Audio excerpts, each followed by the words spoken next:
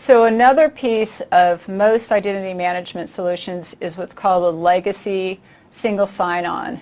And we're actually going to go into some single sign-on technologies in this domain. But right now, what we need to know is that single sign-on just means that I can log in with one credential set, and then I can access the necessary resources.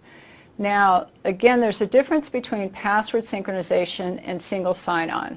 Password synchronization means that each different application and device has my one password. So if I need to go into a server, it's the exact same password as if I need to go into an application.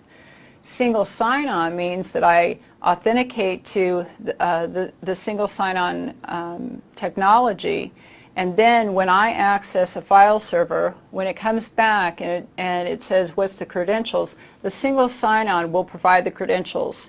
I don't have to. The single sign-on will do it for me.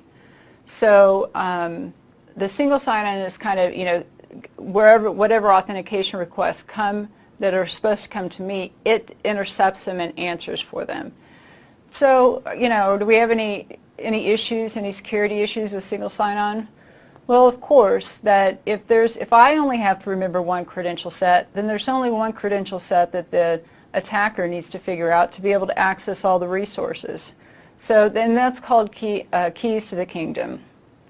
So that's a vulnerability to single sign-on and password synchronization. They only have to have your one password or whatever your credential is to be able to access the resources.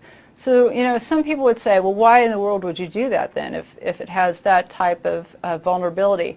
It's always that, business needs and functionality versus security, because a lot of environments, people will have, 4, 6, 8, 10 passwords to remember to get into the necessary resources, and they're going to write them down.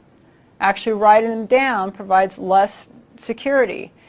And with single sign-on and with password synchronization, the goal is that you can actually enforce a more complex and secure password policy, since the user only has to remember one.